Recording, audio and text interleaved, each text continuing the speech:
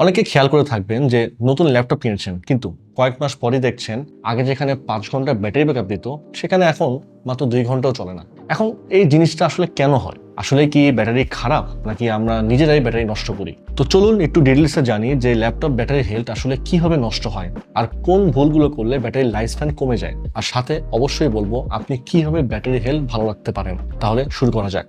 আচ্ছা, প্রথমেই ব্যাটারির ভেতরের স্টোরিটা বুঝলে অনেক কিছু ক্লিয়ার হবে। ল্যাপটপে সাধারণত লিথিয়াম আয়ন অথবা লিথিয়াম পলিমার ব্যাটারি থাকে।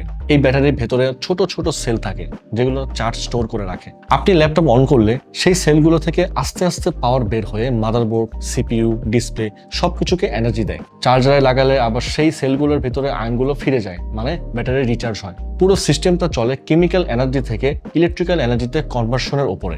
আর ব্যাটারির হেলথ ডিপেন্ড করে কতবার চার্জ ডিসচার্জ হলো আর ভেতরের সেলগুলো কতটা হেলদি আছে তার উপরে। এখন ব্যাটারি হেলথ মানে হলো ব্যাটারি আসলে মোট পাওয়ারের কত পার্সেন্ট ধরে রাখতে পারছে।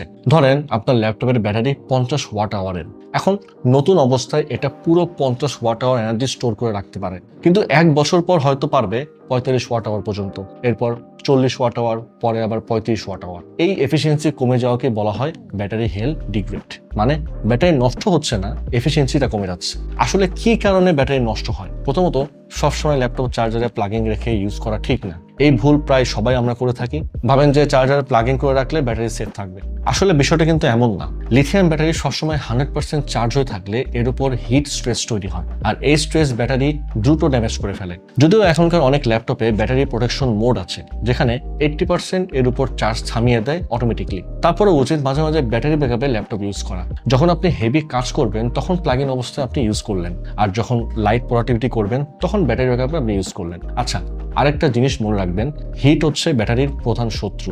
অনেক ল্যাপটপ আছে প্রপার এয়ার ভেন্টিলেশন বা থার্মো সিস্টেম না থাকার কারণে ভেতরের টেম্পারেচারটা আটকে থাকে, বা আপনি এমন জায়গায় ল্যাপটপ রেখে ইউজ করলেন যেখানে ল্যাপটপের এয়ার ভেন্টগুলো ঢেকে যাচ্ছে, এয়ার ফ্লো হতে পারছে না, তখন ল্যাপটপ গরম হয়ে যাচ্ছে। আপনারা হয়তো দেখেছেন যে অনেক ল্যাপটপের ব্যাটারি ফুলে গেছে আর ব্যাকআপ পাওয়া যাচ্ছে না। এটা হয় যখন ল্যাপটপ গরম হয়। এই হিট ব্যাটারির সেলকে আস্তে আস্তে ড্যামেজ করে দেয় আর ব্যাটারি ফুলে ঢোল হয়ে যায়। তারপর ভুল চার্জার ব্যবহার করলেও ব্যাটারি হেলথ ডিগ্রেড হয়। যেমন ডুপ্লিকেট চার্জার ইউজ করলে সেটা ব্যাটারিকে প্রপার ভোল্টেজ দিতে পারে না। আবার দেখা যায় অন্য একটা ল্যাপটপের চার্জার পোর্টের সাথে আপনার ল্যাপটপের পোর্ট মিলে গেছে, বাস আপনি সেটা দিয়ে চার্জ দিলেন, কিন্তু আপনার ল্যাপটপের জন্য চার্জার প্রয়োজন 65 ওয়াটের, বাট আপনি ইউজ করেছেন 75 ওয়াটের। এগুলোর জন্যও কিন্তু ব্যাটারি ড্যামেজ হয়ে থাকে।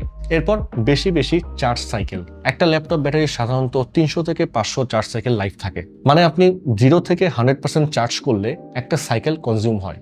এখন আপনি যদি বারবার 10% নামিয়ে চার্জ দেন, আবার বারবার পুরো 100% পর্যন্ত চার্জ করেন, তাহলে এই সাইকেলটা অনেক ফাস্ট কনজিউম হয়ে যাবে আর ব্যাটারি হেলথ নষ্ট হয়ে যাবে। আবার অনেকে এই কাজটা করেন যে ল্যাপটপের পুরো ব্যাটারি হেলথটাকে 0% করে ফেলে রাখেন, মানে 0%-এ গেলে তো ল্যাপটপ বন্ধই থাকে, এরপর চার্জ দিতে ভুলে যান। এটা ব্যাটারির জন্য অনেক ক্ষতিকারক। আস্তে আস্তে ব্যাটারি সেলগুলো ডেড হয়ে যায়। এছাড়া এনভায়রনমেন্টের একটা ব্যাপার আছে। বেশি ঠান্ডা বা বেশি গরম জায়গায় ল্যাপটপ রাখলে ব্যাটারি ড্যামেজ হয়, মানে 0 ডিগ্রি সেলসিয়াসের নিচে বা 50 ডিগ্রি সেলসিয়াসের উপরে এমন এনভায়রনমেন্টে ল্যাপটপ রাখা যাবে না। অনেকে দেখা যায় যে আউটডোরে ল্যাপটপে কাজ করেন, যেখানে ডিরেক্ট সূর্যের আলো ল্যাপটপে পড়ছে। এসব অবস্থাতেও ব্যাটারি ডিগ্রেড হয়। আচ্ছা, এখন বলবো যে ল্যাপটপের সফটওয়্যারের কারণে ব্যাটারি নষ্ট হয় কিভাবে। ব্যাটারি শুধু ফিজিক্যাল কারণে নষ্ট হয় না, সফটওয়্যার জনিত কারণেও কিন্তু ব্যাটারি সেল নষ্ট হয়।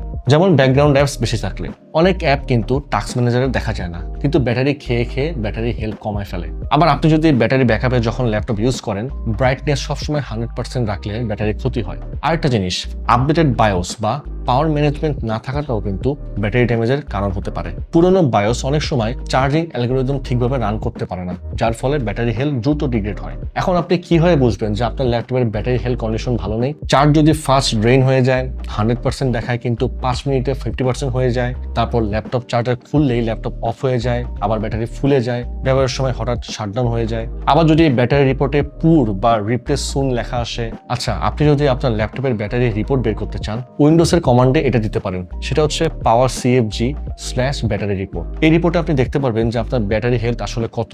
এখন আমি কিছু টিপস দিব কিভাবে আপনি আপনার ব্যাটারি হেলথটাকে সেভ রাখতে পারবেন। ল্যাপটপের চার্জ সবসময় 20% থেকে 80%-এর মধ্যে রাখুন, এটাই ব্যাটারির জন্য সবচেয়ে ভালো। ল্যাপটপ বেশি হিট হলে একটা ব্রেক দিন, কিছুক্ষণ শাটডাউন করে রাখেন, ব্যাটারি সেভার অন রাখুন। আর ল্যাপটপ সবসময় ক্লিন রাখুন, এয়ার ভেন্টগুলো যেন ক্লিয়ার থাকে। আপনার ল্যাপটপের ভেন্টগুলো যদি ল্যাপটপের নিচে হয় তাহলে আপনি একটা এক্সট্রা কুলার ইউজ করুন। অলওয়েজ অরিজিনাল চার্জার ব্যবহার করবেন, এটা একটা হেলদি ব্যাটারির জন্য মাস্ট নিডেড। আসলে ব্যাটারি হলো কনজিউমেবল আইটেম, এটা সবসময় হয়তো পারফেক্ট থাকবে না। নতুন ব্যাটারি মানে হাই ক্যাপাসিটি, আর ওল্ড ব্যাটারিতে ক্যাপাসিটি ডিগ্রেড। ঠিক যেমন গাড়ির টায়ার আস্তে আস্তে ক্ষয় হয়, কলমের কালি শেষ হয়ে যায়, ল্যাপটপের ব্যাটারি হেলথও আস্তে আস্তে ডিগ্রেড হবে। বাট আপনি ব্যাটারি প্রপারলি মেনটেন করলে এই ডিগ্রেড হওয়ার সময়টাকে আরো পিছিয়ে দিতে পারবেন। তো যাই হোক, আজকের ভিডিও এখানে শেষ করতে হচ্ছে।